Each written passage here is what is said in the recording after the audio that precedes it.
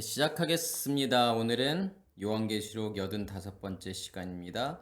크고 높은 성곽, 예루살렘의 확장, 계시록 21장 12절에서부터 14절까지 말씀입니다.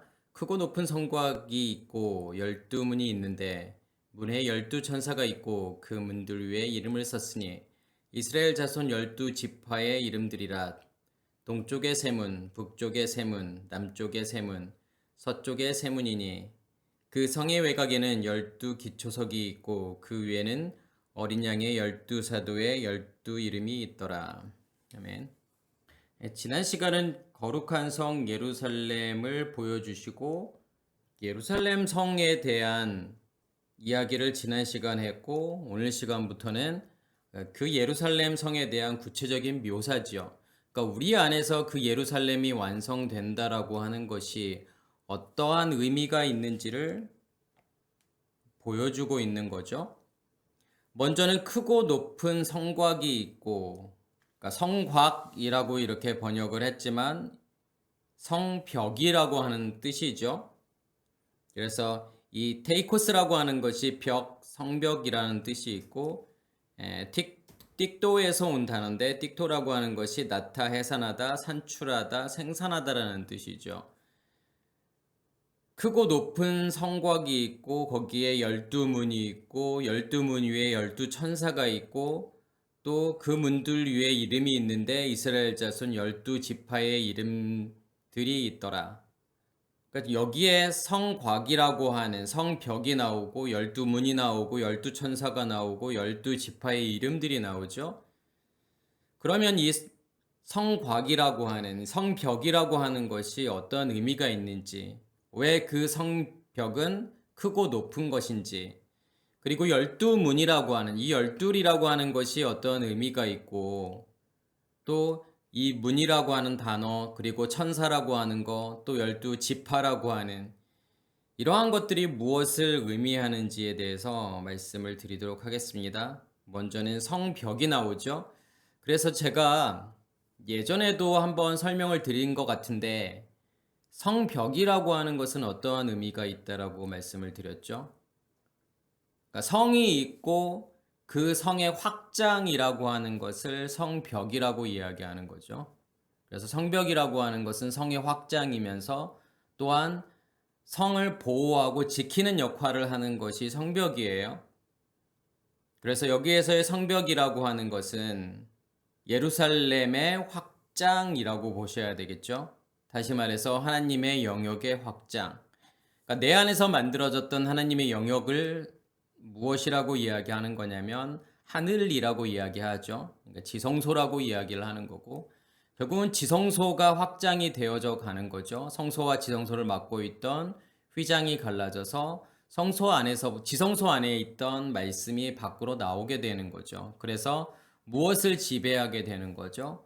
성소를 지배하게 되고 성막 전체를 지배하게 된다라는 거죠.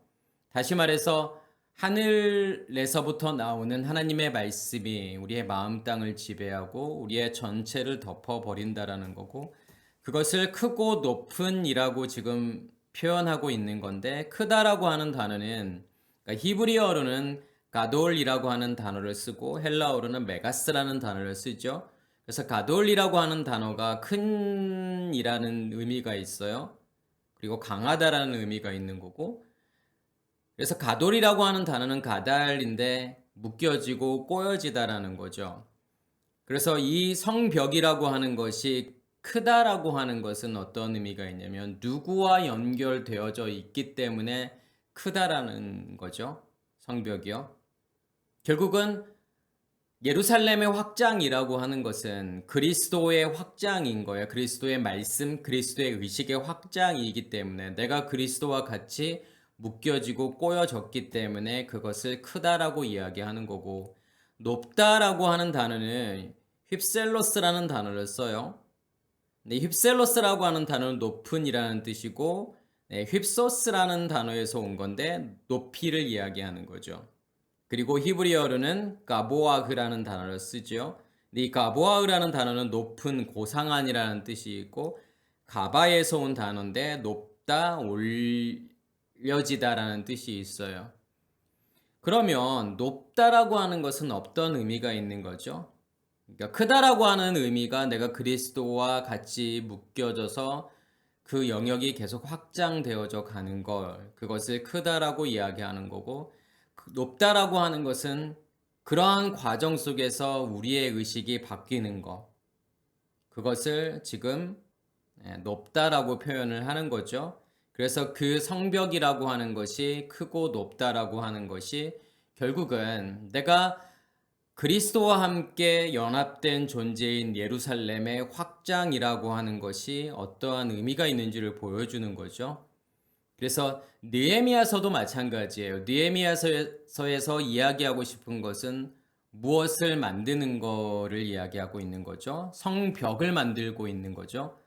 그러니까 에스라에서는 스룹바벨 성전에 관한 이야기인 거고, 그러면 스룹바벨 성전이 단들어졌고, 느헤미야에서는 그 스룹바벨 성전의 확장이라고 하는 것을 성벽을 만든다라고 표현하는 거죠. 그래서 그러니까 느헤미야라고 하는 단어는 나함에서 온 단어인데, 그러니까 나함이라고 하는 것은 위로라는 뜻이 있어요.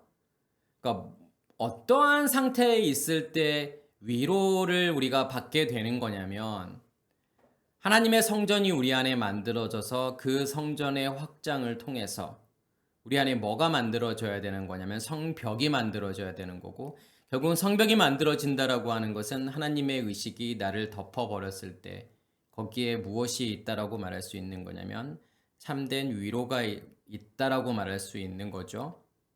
그래서 크고 높은 성곽이 있고 거기에는 12문이라고 하는, 12이라고 하는 것은 무엇을 의미하는 걸까요?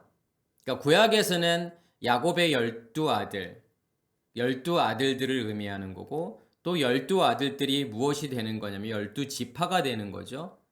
그러니까 신약에서는 예수의 12제자가 나오고 그 12제자가 이제 12사도가 되는 거예요. 그러면 왜 굳이 12아들이라고 표현하고 12지파라고 이야기를 하고 12제자와 또 12사도라고 이야기하는 걸까요? 그 12이라고 하는 것은 무엇을 의미하는 걸까요? 그러니까 12이라고 하는 것은 10하고 2이라고 하는 것이 합쳐진 거죠. 그러면 10이라고 하는 것은 히브리어 알파벳에는, 모든 알파벳에는 다 숫자 값이 존재하고 있어요. 그래서 이 성경에 나오는 숫자들이 무슨 의미가 있는지를 보려면 이 숫자 값을 가지고서 우리가 확인해 볼 수 있어요. 왜냐하면 예전에는 숫자라고 하는 것은 문자의 의미를 가지고 있었기 때문에 그래요. 그래서 숫자가 문자이고 문자가 숫자라는 거예요. 단순하게 오늘날 우리가 사용하고 있는 아라비아 숫자의 그런 개념이 아니라는 거예요. 단순하게 어떠한 양이나 수를 표시하는 그러한 의미에서의 어떤 숫자라기보다는 그 하나하나의 어떤 의미들을 담고 있다라고 보셔야 되는 거고, 먼저는 10이라고 하는 것은 유드라고 하는 자음이죠. 그러니까 유드라는 자음의 숫자 값이 10인 거고, 그리고 2라고 하는 것은 베이트죠. 그래서 베이트의 숫자 값이 2이기 때문에, 그러니까 유드라고 하는 것은 손을 본떠서 만든 자음이죠. 그러니까 손이라고 하는 것은 일하다라고 하는 거니까 뭘 주다라고 하는 개념이죠. 그러니까 주다, 일하다라는 뜻이 있는 거고, 그리고 베이트라고 하는 것은 집이라고 하는 거고 성전이라고 하는 거죠. 결국은 12이라고 하는 것은 하나님의 일하심을 이야기하는 거고, 하나님의 일하심을 통해서 무엇이 만들어지는 거냐면 우리 안에 성전이 만들어지는 것. 그래서 12이라고 하는 것이 어떤 아들을 이야기하는 거고, 또 제자를 이야기하는 거고, 사도를 이야기한다라는 것은 결국은 아들을, 또 제자를, 또 사도를 누가 만드는 거죠? 누가 만들어가는 과정을 설명하는 거죠. 그래서 아들이라고 하는 것은 하나님의 일하심의 결과물이라고 하는 거죠. 그러니까 하나님의 일하심이라고 하는 것은 결국은 십자가의 죽음과 부활과 이 모든 과정들을 하나님의 일하심이라고 이야기하는 거고, 결국은 그 과정들을 통해서 우리 안에 생명을 주시는 거죠.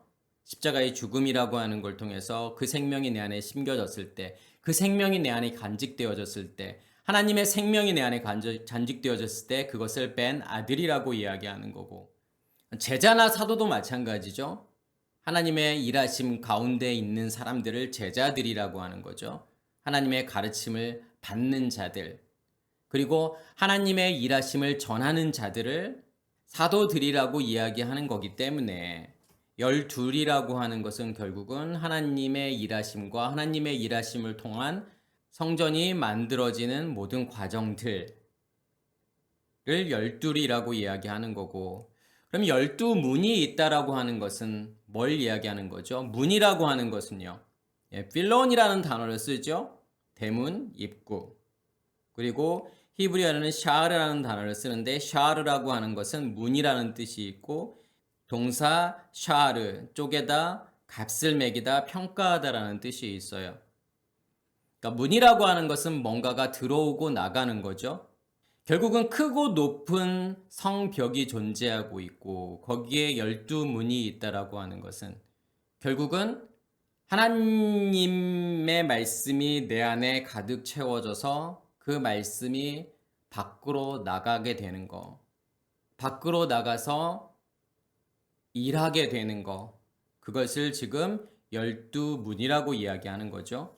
누가복음 16장 20절에 보면, 그런데 나사로라 이름하는 한 거지가 헌데투성이로 그의 문 앞에 버려진 채, 여기에서도 문이라고 하는 단어가 필론이라고 하는 단어를 쓰죠. 그러면 지금 부자와 거지 나사로라고 하는 걸 통해서 뭘 보여주고 싶은 거냐 이거예요. 부자가 살고 있는 집, 그리고 그 문이라고 하는 것은요, 부자의 상태가 밖으로 드러나지는 거, 부자의 상태를 밖으로, 그러니까 부자가 가지고 있는 것이 밖으로 드러나지고 밖으로 나가는 것을 지금 문이라고 이야기하는 거예요. 그래서 마태복음 16장에서는 무엇을 물어보고 싶은 거냐면 진짜 부자가 누구냐 이거예요. 그러니까 누가복음에서는 특히나 부자와 가난한 자에 대한 비유가 많이 나오죠. 그럼 누가 부자냐 이거예요. 하나님의 것을 가지고서 하나님의 것으로 채워져서 그것을 밖으로 줄 수 있는 자, 밖으로 전할 수 있는 자가 부자라고 하는 거예요. 그러면 그 문 앞에 지금 누가 있는 거냐면 나사로라 이름하는 한 거지가 있는 거고, 거지라고 하는 것은 가지지 못한 자가 거지죠. 없는 자가 거지예요. 그러면 내가 진짜 부자라고 한다면 내 문 앞에 있는 그 가난한 자, 없는 자에게 문이라고 하는 걸 통해서 그에게 내 안에 있는 것을 넘겨주는 거예요. 그래서 나사로라고 하는 단어는 도움이라는 뜻이잖아요. 그러면 이 거지는, 이 나사로라고 하는 거지는 누구의 도움을 받아야 되는 거죠? 이 부자의 도움을 받아야 되는 거죠. 부자의 도움이 어디로부터 나오게 되냐면 문으로부터 나오게 되잖아요. 그 문으로부터 나온 부자의 도움을 받아야 되는 거예요. 양식을 공급받아야 되는 거죠. 그게 지금 누가복음 16장에 나오는 나사로와 부자의 비유라는 거예요. 그래서 여기에서도 문이라고 하는 것은 부자의 상태가 밖으로 나와서 없는 상태, 가난함으로 존재하고 있는 나사로에게 양식을 줄 수 있는 것, 그 도움을 줄 수 있는 것, 그것을 여기서 문이라고 이야기하는 거예요. 그 12문에는 지금 12천사가 있고 이스라엘의 12지파의 이름들이 기록되어 있다, 이렇게 말하고 있는데, 12문이라고 하는 것이 어떠한 역할을 하고 있는지, 그 문을 통해서 하나님께서 무엇을 보여주고 싶은 것인지를 이야기하고 있는 것이 12천사와 이스라엘의 12지파의 이름들이라고 하는 거예요. 그럼 12천사라고 하는 것, 성경에서 천사라고 하는 것은 뭐냐면 말씀을 이야기하는 거예요. 그래서 천사라고 하는 단어가 대리로 파견하다라는 거. 뭘 대리로 파견하는 거죠? 뭘 보내는 거죠, 하나님께서요? 말씀을 보내잖아요. 하나님 자신을 보내는 거죠. 그래서 천사라고 하는 단어가 나오면 무엇으로 이해하시면 되는 거냐면 말씀으로 이해하시면 되는 거고, 결국은 12문이라는 걸 통해서 무엇이 밖으로 나가는 것을 표현하고 싶은 거냐면 12천사라는 걸 통해서 하나님의 말씀이 밖으로 나가서 12이라고 하는 것은 결국은 그 말씀이 일한다라는 거잖아요. 그러니까 내 안에 있는 말씀을, 내가 진짜 부자라면 내 안에 있는 말씀이 문을 통해서 밖으로 나가게 되어서 그 말씀이 일하심으로 거지로 존재하고 있는 없는 자들에게, 하나님의 것이 없는 자들에게, 말씀이 없는 자들에게 그 말씀을 주어서 그 사람들 안에 성전을 만드는 것. 이제 그게 12문인 거고 12천사라는 거고, 거기에 12지파의 이름들이 있다. 그러니까 지파라고 하는 것은 필레라는 단어를 쓰죠. 지파, 족속, 뭐 나라, 백성이라는 뜻이고, 이게 삐오라는 단어인데 내다, 나오다라는 뜻이 있어요. 그리고 히브리어는 쉐베트라는 단어를 쓰죠. 이 쉐베트라고 하는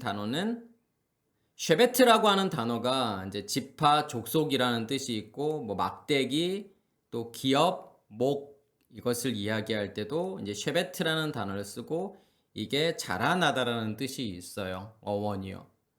그러면 뭐가 지금 쉐베트라고 하는 거죠? 지파라고 하는 것은 결국은 뭘 의미하는 걸까요?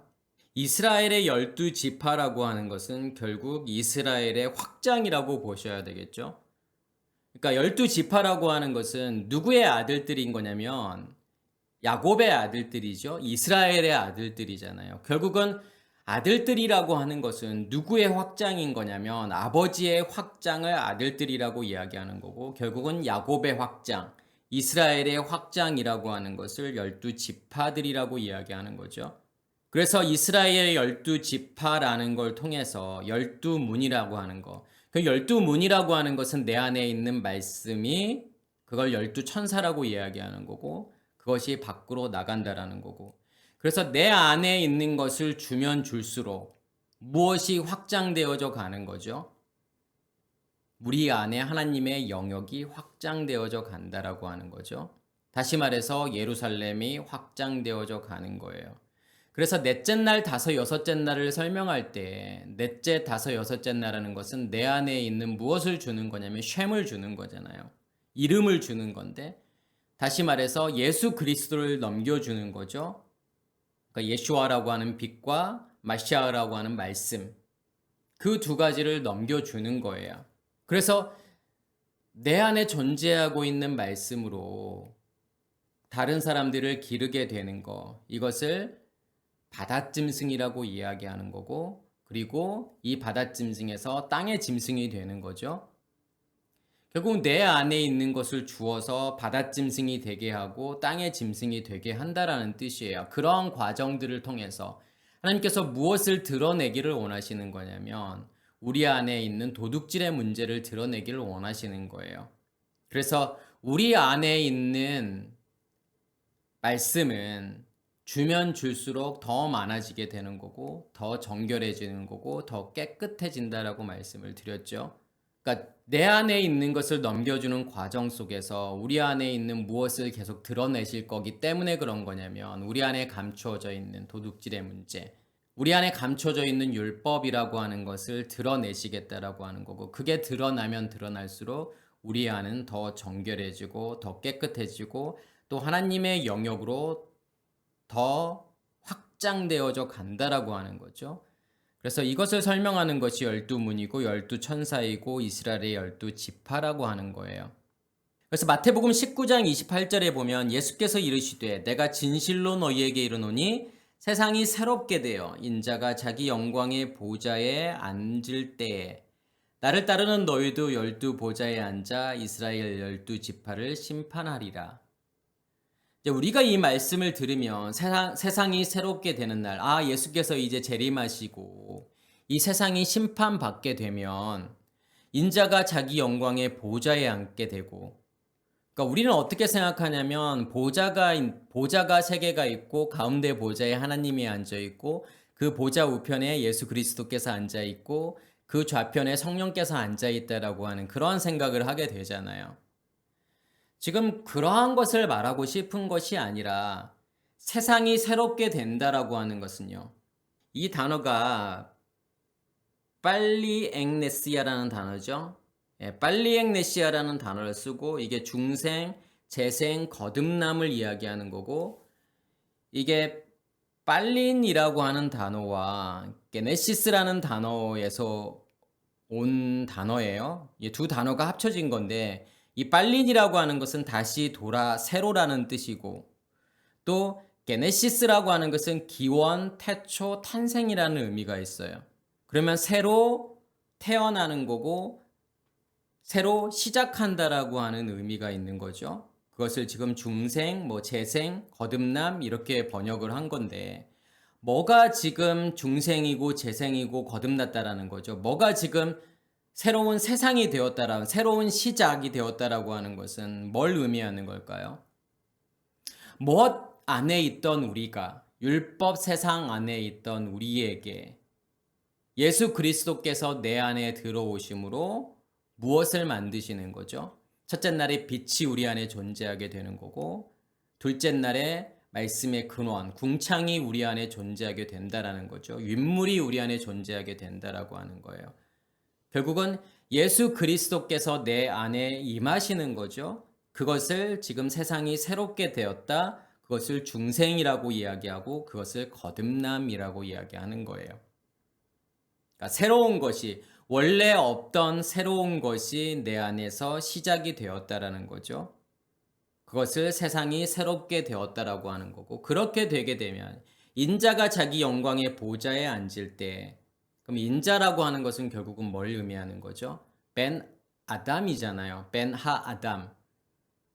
그러면 그 예수 그리스도가 내 안에 존재하게 되었을 때 세상이 새롭게 되었다라고 하는 것은 새로운 시작이 되었다라고 하는 것은 내 안에 생명이 존재한다라고 하는 거고 그것을 지금 벤 아들이라고 이야기하는 거고 그 벤 아들을 통해서 무엇을 만드실 거냐면 하 아담을 만드실 거라는 거죠. 여기서의 아담이라고 하는 것은요. 여섯째 날에 자카로와 네케바 다시 말해서 내가 그리스도와의 연합된 존재가 된다라고 하는 거죠. 그것을 인자라고 이야기하는 거고 결국은 인자가 자기 영광의 보좌에 앉을 때 그러니까 영광의 보좌에 앉았다라고 하는 것은 어떤 의미가 있는 거죠? 이 보좌라고 하는 것은 키세라고 하는 단어를 써요. 히브리어로는요. 그러니까 터, 자리, 의자, 또 보좌 이런 뜻이 있는 거고 이게 카사에서 온 단어인데 덮다, 가리다, 숨기다, 퍼지다라는 뜻이 있어요. 그러면 보좌라고 하는 것은 보좌에 앉았다라고 하는 것은 어떤 의미가 있는 거죠? 어디가 보좌이죠? 언약궤가 있는 곳이요. 지성소에서요. 그래서 언약궤 뚜껑을 하나님의 보좌라고 이야기하는 거예요. 은혜의 보좌라고 이야기하죠. 거기서 시은좌라고 이야기하는 거고 결국은 이 보좌라고 하는 것은 하나님의 임재가 있는 상태 하나님 자신을 이야기하는 것이 이 보좌라고 하는 거고 지금 인자가 보좌에 앉았다라고 하는 개념은 하나님의 의식이 내 안에서 확장되어져서 나를 가려버리고 나를 덮어버렸다라고 하는 거죠. 그게 지금 보좌에 앉았다라고 하는 의미인 거예요. 인자가 보좌에 앉았다. 결국은 내가 그리스도와 연합된 존재가 되었다라고 하는 거죠. 그 그리스도의 의식이 나를 덮어버렸을 때 인자가 자기의 영광의 보좌에 앉았다라고 하는 거예요. 그게 영광이라고 하는 거예요. 그 보좌에 앉아 있는 상태. 내가 그리스도와 연합되어진 상태를 그것을 영광이라고 이야기하는 거죠. 그래서 영광이라는 단어는 카보드라는 단어를 쓰는 거고 카바드에서 온 단어잖아요. 무겁다라는 뜻이에요. 누구의 것으로 채워져 있다라는 거죠. 하나님의 것으로 채워져 있다라는 거예요. 나를 따르는 너희도 그러니까 따른다라고 하는 단어가 아꼴리테오라는 단어를 써요. 근데 아꼴리테오라는 것은 함께 같은 길에 있다라는 거고 뒤따르다, 따라가다, 함께 가다, 복종하다라는 뜻이 있어요. 그 말은 무슨 말이냐면 예수께서 지금 자기 영광의 보좌에 앉아 계신다라고 하는 거. 그러니까 예수 그리스도를 통해서 뭘 보여주시는 거죠? 그러니까 예수 그리스도의 어떤 탄생과 죽음과 부활과 또 떠나가심과 다시 오심이라고 하는 거, 그리고 보좌에 앉으신다라고 하는 이 모든 걸 통해서 복음이라고 하는 것이 무엇인지를 우리에게 보여주고 있다는 사실이에요. 그래서 나를 따르는 너희라고 하는 것은 너희도 나와 같이 이 길을 가는 거야. 나와 함께 이 길을 가게 되어 있어라고 하는 것을 보여주는 거고, 그리고 내가 영광의 보좌에 앉은 것처럼 너희들도 12보좌에 앉게 될 거야. 그럼 12이라고 하는 것은 아까 제가 말씀을 드렸던 것처럼 하나님의 일하심으로 만들어지는 성전이죠. 결국은 12보좌에 앉는 것은 보좌가 12개가 있고 거기에 너희들이 하나씩 그 보좌에 하나씩 지금 앉아 있을 거야 라는 개념이 아닌 거예요. 다시 말해서 내가 너희 안에서 일함으로 너희 안에 성전을 만들 거고 결국은 하나님이 너희를 완전히 덮어버리는, 예수 그리스도가 너희를 완전히 덮어버리는 그 상태가 12보좌에 앉아 있다라고 하는 거죠. 그리고 이스라엘의 12지파를 심판하리라. 이 심판하다는 단어가 끄리노라는 단어를 쓰는 거고, 나누다, 구별하다, 판단하다, 처벌하다, 심판하다라는 뜻이 있어요. 뭘 심판하겠다라는 거죠? 12지파로 심판하겠다라는 거예요. 12지파라고 하는 것은요, 무엇의 확장이라고 말씀을 드렸냐면 하나님의 일하심의 확장, 하나님의 일하심을 통해서 하나님의 영역의 확장을 이야기하는 거죠. 이스라엘의 확장인 거고 야곱의 확장이라고 하는 거예요. 그 하나님의 의식이 우리 안에서 확장되어져 가므로 무엇을 심판하시겠다라고 하는 거죠? 우리의 겉사람을 심판하시겠다라고 하는 거예요. 결국은 12보좌에 앉아 있다라고 하는 것이 내가 너와 함께 연합된 존재가 되어서 너희 안에 존재하고 있는 겉사람을 없앨 거야. 내가 너희 안에서 확장되어져 가서 내가 너희 안에서 일함으로 너희 안에 존재하고 있는 그 겉사람을 심판할 거야 라고 하는 것을 의미하는 거예요. 그러면서 13절에 보면은 아까 제가 12절에 12문이 존재한다고 그랬죠. 그러면서 그 12문이 어떻게 존재하고 있는지를 13절에서 지금 설명하고 있는 건데, 동쪽의 세문, 북쪽의 세문, 남쪽의 세문, 서쪽의 세문이니, 지금 동서남북 이렇게 해서 세 문식이 존재하고 있다라는 거죠. 그러니까 성경에서의 동서남북이라고 하는 것은 어떤 방향의 개념이 아니에요. 단순히 우리에게 어떤 방향을 말하고 싶어서 동서남북이라고 하는 것을 쓰는 게 아닌 거죠. 우리가 이 말씀을 좀 이해하려면 민수기 2장에 보면은 성막을 중심으로 해서 4개의 진으로 나누게 되죠. 동서남북. 그래서 각 진마다 3개의 지파가 있죠.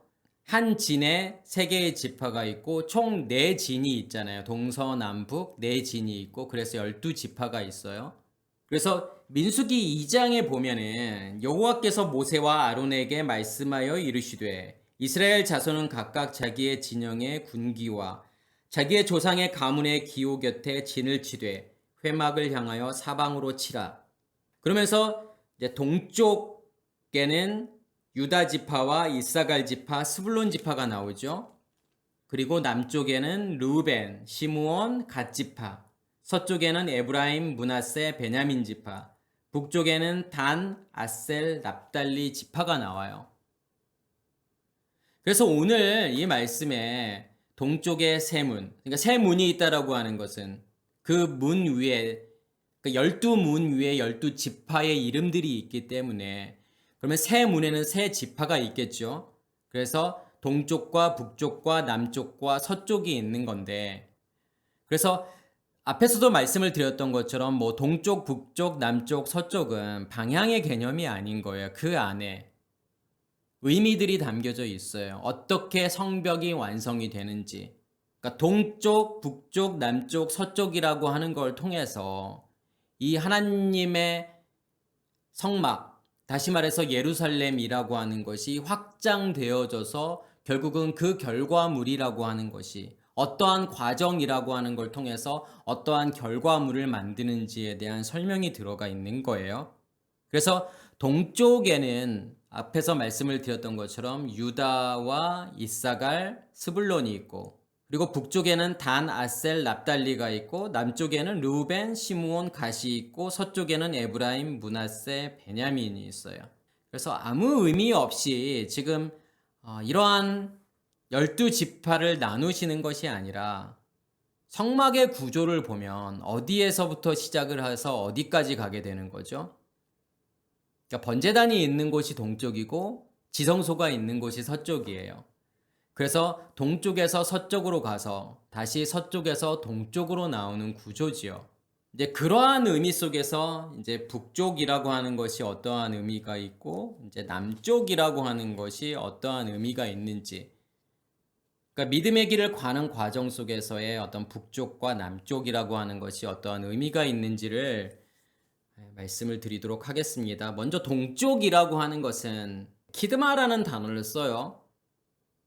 히브리어로는요. 그래서 앞, 동쪽, 동편이라는 뜻이 있고, 이게 케뎀이라고 하는 단어에서 온 건데, 앞면 동쪽, 또 고대 옛날이라는 뜻이 있고, 그러니까 카담 그러면 이제 앞서다, 일찍오다, 뭐 만나다 이런 뜻이 있어요. 그리고 여기에서 헬라어로는 아나톨레라는 단어를 쓰는데, 아나톨레라고 하는 것은 뜸, 뭐 도듬, 뭐 오름이라는 뜻이 있고 동방이라는 뜻이 있어요. 그러니까 뭐가 뜨는 거죠, 지금요? 해가 뜨는 곳이잖아요. 동쪽이라고 하는 것은요. 뭔가가 시작이 되는 거고. 그래서 아나텔로라는 단어를 쓰는, 아나텔로에서 온 건데, 아나텔로라고 하는 것은 오르다, 그러니까 돋게 하다, 떠오르다, 비추다라는 뜻이 있어요. 그리고 이 아나라고 하는 것은 뭐뭇 위에라는 거고, 텔로스라고 하는 것은 끝, 결말, 마침이라는 거죠. 뭐뭇 위에서 맞춰지다, 끝마치다. 그러면 이 동쪽이라고 하는 것은 해가 뜨는 거고 하루가 시작이 되는 것이 동쪽이잖아. 해가 떠야만이 하루의 시작을 의미하는 거기 때문에요. 그러면 이 동쪽에 지금 어느 지파가 있는 거냐면 유다 지파가 있잖아요. 그러니까 유다 지파를 지금 기수로 해서 지금 이사갈과 스불론이 있잖아요. 그러면 유다라고 하는 것은 예후다라는 뜻이고 찬양이라는 뜻이죠. 감사, 찬양. 그리고 야다에서 온 단어인 건데, 야다라고 하는 것은 던지다, 뭐 감사하다, 찬양하다, 인정하다라는 거죠. 그럼 야다, 뭘 던지는 걸까요, 우리에게요? 그러니까 동쪽에서 태양이 뜬다라고 하는 것은 시작을 의미하는 거고, 하루의 시작을 의미하는 거고, 결국은 무엇이 우리 안에 던져졌을 때, 예수 그리스도가 우리 안에 던져졌을 때, 다시 말해서 우리 안에 뭐가 만들어져야 되는 거죠? 첫째 날에 빛이 존재해야 되는 거고, 둘째 날에 말씀의 근원이 존재했을 때, 그것을 쉔 이름이라고 이야기하는 거고, 그것을 예수 그리스도라고 이야기하는 거죠. 그 예수 그리스도가 우리 안에 던져진다라고 하는 거예요. 그러면 스불론이라고 하는 것은 거주라는 뜻이죠. 지불론. 그러니까 지불론이라고 하는 것은 거주지를 이야기하는 거고, 이게 자발에서 온 거죠. 그러니까 자발이라고 하는 것은 둥글다, 둘러싸다, 거주하다라는 거예요. 그러면 내 예수 그리스도가 내 안에 던져져서 그것으로부터 그 상태가 내 안에 존재하게 되었을 때, 그것을 지금 지불론이라고 이야기하는 거고, 이사갈이라고 하는 것은요, 이샤카르라는 단어인데, 이샤카르라고 하는 것이 그가 보상해 줄 것이다 라는 뜻이에요. 그래서 이사갈이라고 하는 것은 나샤라는 단어와 그 다음에 사카르라는 단어가 합쳐진 건데, 나사라고 하는 것은 들어올리다, 옮기다, 뭐 용서하다라는 뜻이 있어요. 그리고 사카르라고 하는 것은 임금, 갑, 보수, 상급을 의미하는 거예요. 그럼 예수 그리스도가 내 안에 던져져서 그 예수 그리스도가 내 안에 존재함으로, 이사갈이라고 하는 것은 뭐가 보상이라고 하는 거죠? 아까 나사라고 하는 것은 용서하다라는 거예요. 옮기다, 용서하다. 그럼 무엇이 사라지고 없어지는 거죠? 내 안에 예수 그리스도가 존재하고 그 생명이 존재한다라고 하는 것은요, 내 안에 존재하고 있는 선악의 지식의 체계가 사라지고 없어지는 거죠. 사라지고 없어지는 만큼이 우리에게 보상이고 보수고 상급이라고 하는 뜻이에요. 그래서 용서받은 만큼 무엇을 받게 되는 거냐면 상급을 받게 되는 거고, 결국은 이사갈이 의미하는 것은 어떠한 보상을 받는 걸까요? 예수 그리스도가 내 안에 존재하고 그 예수 그리스도를 통해서 어떠한 보상을 받게 되는 거냐면 씨 가진 열매라고 하는 보상을 받게 돼요. 그러니까 예수 그리스도 자신이죠. 그러니까 예수아라고 하는 것은 우리의 마음 땅에 불이 타오르는 거고, 마시아흐, 결국은 기름 부음을 의미하는 거죠. 말씀이 기름 부음으로 임해서 이 불이 꺼지지 않고 타올라서. 그러면 하나님 존재 자체가 무엇이라고 하는 거냐면 상급이라고 이야기하는 거고 그게 보수라고 이야기하는 거예요.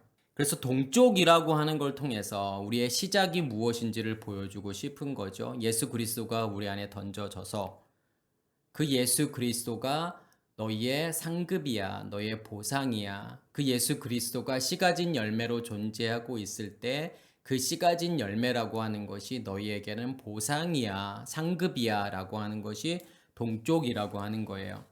그러면 북쪽이라고 하는 것은요. 바르라스라는 단어를 쓰죠. 북쪽. 그리고 히브리어로는 짜폰이라는 단어를 써요. 북쪽, 북편을 이야기하는 거. 짜판, 숨기다, 비축하다, 저장하다라는 단어에서 온 거예요. 그럼 북쪽이라고 하는 것은 결국은 숨겨져 있고 감추어져 있는 상태. 우리의 겉사람을 이야기하는 것이 북쪽이라고 하는 거예요. 그래서 북쪽으로 존재하고 있는 우리의 겉사람이 어떻게 되는 거냐면 심판을 받아야 된다라고 하는 거예요. 그래서 북쪽에는 어떠한 지파가 있는 거냐면 단지파가 있잖아요. 단이라고 하는 것은 심판관이라는 뜻이 있고 심판이라는 뜻이 있어요. 그리고 딘에서 온 거잖아요. 통치하다, 심판하다, 처벌하다, 싸우다. 우리를 심판하고 우리를 벌 주는 거. 무엇을 심판하는 거죠? 우리의 겉사람을 심판하는 게 단이라고 하는 거예요. 그래서 단지파와 아셀, 납달리가 있는 건데 이 아셀이라고 하는 것은 아쉐르라는 거죠. 행복한, 복된이라는 뜻이 있는 거고 아샤르에서 온 건데 아샤르라고 하는 것은 곧다, 똑바르다, 계속하다, 성공하다, 번영하다라는 뜻이 있어요. 그래서 아쉐르라고 하는 것은 좋은 뜻이 있을 수 있죠. 그러니까 무엇이 복인 거죠? 무엇이 행복인 거죠? 무엇이 존재하고 있을 때요. 하나님이 내 안에 존재하고 있을 때. 그것을 복이라고 이야기하는 거죠.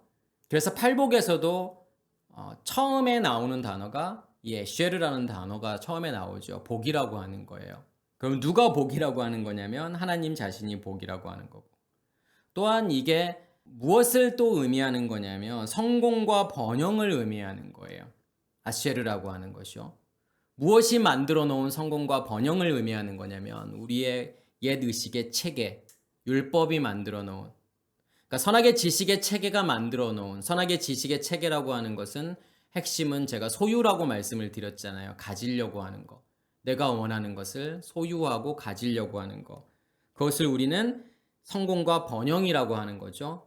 내가 원하는 것들, 내가 바라는 것들을 많이 가지면 가질수록 그것을 성공이라고 이야기하는 거고 그것을 번영이라고 이야기하는 거죠.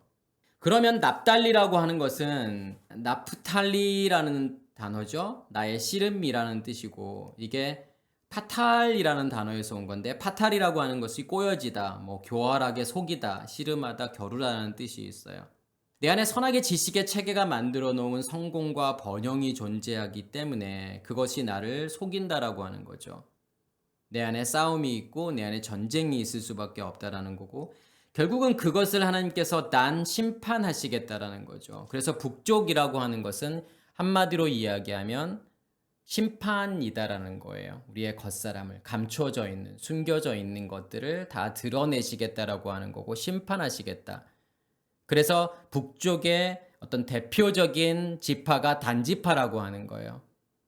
그래서 단이라고 하는 것은 이제 심판의 의미가 있다라는 거. 그리고 남쪽이라고 하는 것은 노토스라는 단어를 쓰죠.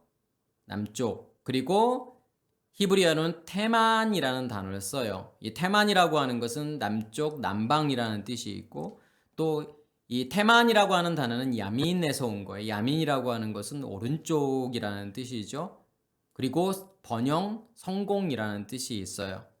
그리고 어떠한 지파가 대표적인 지파냐면 르우벤이라는 지파죠. 그리고 시므온이라는 지파가 있고 갓 지파가 있어요. 그러니까 르우벤이라고 하는 것은 아들을 보다라는 뜻이 있어요. 그래서 르우벤이라고 하는 것은 라라는 보다라는 단어와 그 다음에 벤 아들이라는 단어가 합쳐진 거죠. 아들을 보라는 거예요. 이 남쪽이라고 하는 걸 통해서 무엇을 설명하고 싶은 거냐면 우리의 속사람을 설명하고 싶은 거예요. 지금 뭘 보라는 거죠? 아들을 보라는 것은 우리 안에 생명을 보라는 거잖아요. 우리 안에 존재하고 있는 그 생명을 내가 인식하고 경험하다라는 뜻이에요. 그래서 시므온이라고 하는 단어도 듣다라는 뜻이잖아요. 그러니까 보다, 듣다 마찬가지예요. 그러니까 보는 것과 듣는 것은 같은 거예요. 그래서 우리가 듣는 것도 다 뭐라고 생각하시면 되는 거냐면 보는 거라고 생각하시면 돼요. 그러니까 본다라고 하는 것은 어떤 이미지를 만드는 거잖아요. 그러니까 듣는 것도 마찬가지예요. 이미지를 만들지 않고 듣는 것은 없어요. 그러니까 뭔가를 우리가 듣게 되면 반드시 뭘 만들게 되는 거냐면 이미지를 만들게 돼요. 그래서 보는 거 없이 듣는 것은 아무 의미가 없는 거예요. 왜냐하면 아무 이미지도 만들 수 없기 때문에 그래요. 본 것이 있어야만이 그것에 대한 이미지가 내 안에 저장이 되어 있어서 뭔가를 들었을 때 그 이미지를 떠올리게 되잖아요. 결국 보다라는 단어와 이 샤마 듣다라는 단어는 둘 다 마찬가지로 뭔가를 인식하고 경험하다라는 뜻이 있어요. 그럼 누구를 지금 경험하고 인식하는 걸까요? 내 안에 생명, 예수 그리스도를 내가 인식하고 경험하는 거예요. 그래서 셋째 날에 보면은 씨가 싹이 났다라고 하는 것은, 씨라고 하는 것은 생명인 거고 결국은 내가 누구를 인식하게 되었다라는 거죠. 하나님을 내가 인식하게 되었다라는 것을 싹이 났다라고 하는 거고, 그리고 더 많이 경험하게 되고 더 많이 인식하게 되는 것을 씨 맺는 채소라고 이야기하는 거고, 씨 가진 열매 맺는 나무라고 이야기하는 거예요.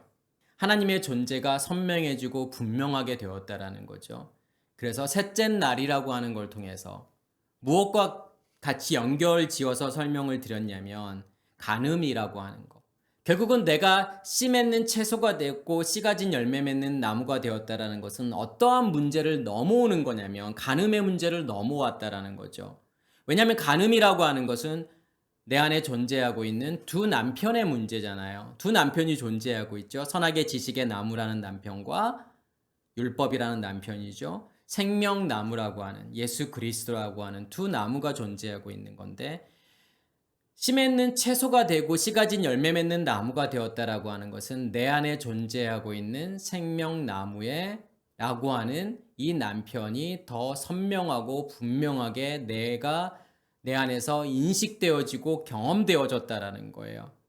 그러면 그렇게 되어질수록 무엇이 사라지고 없어지게 되냐면 옛 남편, 율법의 남편이 없어지고 사라지게 되는 거. 그것을 간음의 문제가 지금 넘어왔다라고 이야기하는 거죠. 그래서 르우벤과 시므온이라고 하는 걸 통해서 갓이라고 하는 단어는 가드라는 거죠.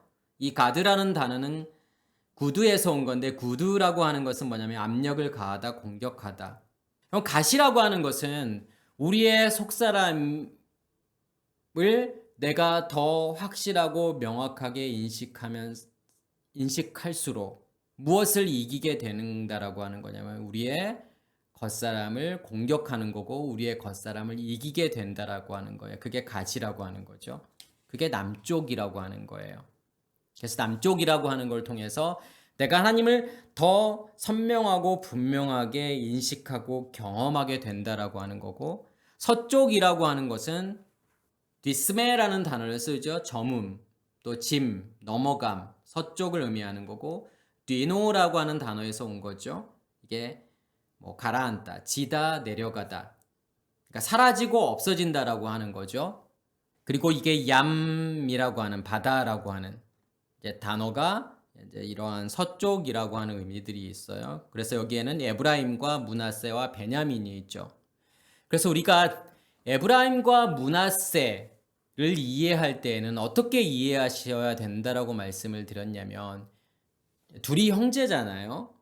근데 원래는 므낫세가 형이고 에브라임이 동생인데 이게 순서가 바뀌게 돼요. 그래서 누가 형이 되는 거냐면 에브라임이 형이 되고 므낫세가 동생이 되잖아요. 그런 이유는 뭐냐면, 그러니까 므낫세라고 하는 것은 잊게 하다라는 뜻이에요. 그리고 이게 나샤에서 온 건데, 나샤라고 하는 것이 잊다, 버리다, 뭐 무시하다 이런 뜻이 있고 사라지고 없어지는 거죠. 이게 므낫세라는 뜻이에요. 무엇이 사라지고 없어지는 거죠. 우리의 겉사람이 사라지고 없어지는 거. 에프라임이라고 하는 것은요. 이게 열매를 많이 맺다라는 뜻이 있어요. 에프라티. 그래서 이게 팔아 열매를 맺다, 번창하다, 많아지다, 번성하다. 그러니까 열매를 많이 맺다라고 하는 것은 누가 내 안에서 충만하게 되는 거죠. 하나님이 내 안에서 충만하게 되는 거.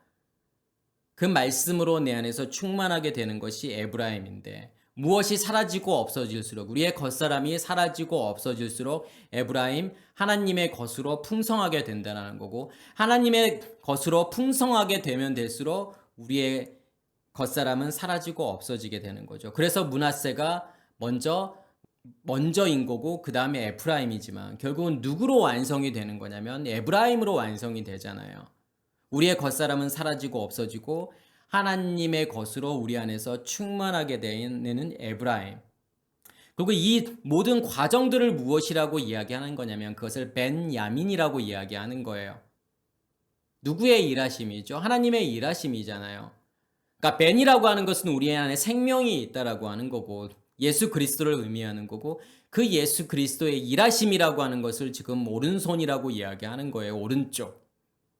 결국은 하나님의 일하심을 통해서 므낫세 우리의 겉사람이 사라지고 없어지고 우리의 겉사람이 사라지고 없어지는 만큼 에브라임 많은 열매를 맺게 된다라고 하는 거예요. 그게 서쪽이라고 하는 거죠. 그래서 동쪽과 북쪽, 남쪽, 이 서쪽이라고 하는 걸 통해서 이 성벽이라고 하는 다시 말해서 하나님의 의식의 확장, 하나님의 말씀의 확장, 다시 말해서 예루살렘의 확장이라고 하는 것이 어떠한 의미가 있는지를 보여주는 거죠. 12지파라고 하는 걸 통해서 야곱의 이스라엘의 12아들을 통해서 복음의 완성이라고 하는 복음이라고 하는 것이 무엇인지를 우리에게 설명해 주고 있다는 사실이에요. 그래서 아무 의미 없이 지금 동쪽의 세문, 북쪽의 세문, 남쪽의 세문, 서쪽의 세문이 존재한다라고 말하는 게 아니에요.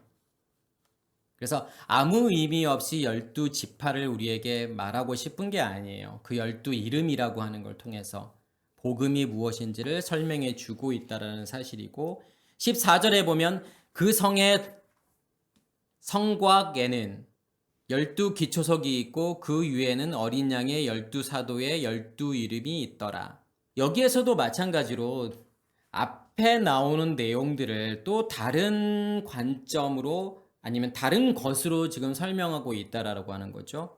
왜냐하면 이 성벽이라고 하는 것이 어떠한 의미가 있는지를 무엇을 통해서 설명하고 있는 거냐면 기초석이라고 하는 그러니까 기초석이라고 하는 것이 테멜리오스라는 단어를 써요. 이 테멜리오스라고 하는 것은 기초, 또 뭐 기초석, 주춧돌이라는 뜻이 있고 뭐 쌓아둔 것, 저장해둔 것, 터라는 의미가 있어요. 그래서 이 단어는 띠테미의 파생어에서 유래가 된 건데 띠템이라고 하는 것은 놓다, 두다, 세우다, 뭐 저축하다라는 뜻이 있어요.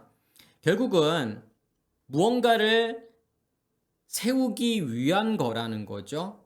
이 기초석이라고 하는 것이요. 그리고 그 위에 어린 양의 12사도의 12이름이 있다라고 나오죠. 그러면 기초석이라고 하는 것은 이제 고린도전서 3장 11절에 보면 이 닦아둔 것 외에 능히 다른 터를 닦아둘 자가 없으니 이 터는 곧 예수 그리스도라. 이 터라고 하는 단어가 테멜리오스라는 단어를 써요. 그래서 아까 기초석이라고 지금 번역한 단어와 같은 단어죠. 그러면 그 터를, 그 기초석을 누구라고 이야기하는 거냐면 예수 그리스도라고 이야기하고 싶은 거죠. 터를 닦다라고 하는, 이 닦다라고 하는 것은 뭐냐면 게이마이라는 단어를 쓰는데 게이마이라고 하는 것은 눕다, 기대다, 놓다, 두다, 세우다라는 뜻이에요. 터를 닦는 것은요. 아까 터는 예수 그리스도라고 말하고 있는 거고 예수 그리스도가 우리 안에 세워지는 것, 예수 그리스도를 통해서 만들어지는 것, 이것을 지금 터를 닦다라고 이야기하는 거죠. 그래서 여기서의 12기초석이라고 하는 것은요. 기초석은 예수 그리스도를 의미하는 거고 12이라고 하는 것은요. 그 예수 그리스도가 일하신다라는 거죠. 일하셔서 무엇을 만드는 거냐면 성전을 만든다라고 하는 거예요. 그게 12기초석이라는 거죠. 그래서 이 성벽이라고 하는 것이 누구를 통해서 만들어졌는지를 설명하는 거고 누구를 통해서 만들어졌다라는 거죠. 결국은요. 예수 그리스도를 통해서. 예수 그리스도라는 것이 성전의 핵심인 거고 결국은 그 예수 그리스도의 확장이라고 하는, 다시 말해서 씨 가진 열매를 이야기하는 거죠. 우리의 영의 몸을 이야기하는 거고 그 예수 그리스도의 확장을 통해서 만들어지는 것이 성벽이라고 하는 거고 그 위에 어린 양의 12사도가 있다. 그러니까 사도라고 하는 이 단어는 아포스톨로스라는 단어를 쓰죠. 이 아포스톨로스라는 단어가 사도, 사자라는 뜻이 있고 이게 아포스텔로라는 단어죠. 에서 온 건데 아포스텔로라고 하는 것은 보내다, 파견하다, 자유롭게 해주다라는 거예요. 그러니까 뭘 보내는 거죠? 사도라고 하는 것은요. 내 안에 있는 것을 주는 게 사도잖아요. 언제부터 제자들이 사도가 되는 거냐면 오순절을 지나면서부터요. 그러니까 오순절을 지났다라고 하는 것은요. 내 안에 있는 양식을 다른 사람들에게 넘겨주는 거잖아요. 그게 예언이잖아요. 그래서 베드로가 설교를 하는 것은 예언인 거고 다시 말해서 내 안에 있는 양식을 주는 거예요. 내 안에 있는 양식을 보내는 거예요. 그것을 사도라고 이야기하는 거죠. 그리고 아까 자유롭게 해주다라는 뜻이 있다라고 했는데 내 안에 있는 것을 주어서 그 사람 안에 있는, 그 사람을 붙잡고 있는 율법에서 자유롭게 만들어 주는 것, 그러한 역할을 하는 것이 사도라고 하는 거죠. 그래서 12사도의 12이름이라고 하는 걸 통해서 무엇을 설명하는 거냐면 그 성벽의 12문이라고 하는 것. 제가 문이라고 하는 것은 안에 있는 것을 밖으로 내보내는 것이 문이잖아요. 그러한 역할을 하는 것이 문이니까. 그럼 12문이라고 하는 것은 결국은 12사도라고 하는 것과 같은 의미라는 거죠. 무엇이 내 안에 존재하고 있기 때문에요. 12기초석. 다시 말해서 12기초석이라고 하는 것은 예수 그리스도가 내 안에서 일하고 계시다라고 하는 뜻이잖아요. 예수 그리스도가 내 안에 존재하고 있기 때문에 우리 안에 뭘 만들 거냐면 씨 가진 열매 맺는 나무를 만들 거고 그 씨 가진 열매 맺는 나무를 넷째 날에 메오르트라고 이야기하는 거예요. 광명체들이라고 이야기하는 거예요. 내가 세상을 향해서 빛을 비출 존재가 되었다라는 거예요. 그러면 그 빛을 다른 사람들에게 넘겨주는 거죠. 그 말은 무슨 말이냐면 다른 사람들 안에 무엇을 던지는 거냐면 불을 던진다라는 거예요. 그러면 그 불이 붙었으면, 그래서 예수께서도 내가 땅에 불을 던지러 왔고 그 불이 붙었으면 내가 무엇을 더 원하리요? 그 불이 붙었고 내 안에 있는 말씀을 기름 부음으로 줘서 그 불이 꺼지지 않고 계속 타오르게 만들어주는 것이 12사도라는 거죠. 그래서 그 성벽에는 12기초석이 있고 그 위에는 어린 양의 12사도의 12이름이 있다라고 하는 것은 결국은 그 예수 그리스도의 일하심이라고 하는 것이 12사도죠. 일하심을 통해서 내 안에 있는 것을 밖으로 넘겨주는 것을 12사도라고 이야기하는 거고 결국은 그 12사도의 12이름이 내 안에서 완성이 된다라고 하는 것은요. 그렇게 넘겨주면 넘겨줄수록 내 안에서 무엇으로 완성하시겠다라고 하는 거냐면 그리스도와 온전히 연합된 존재로 완성하시겠다라고 하는 거예요.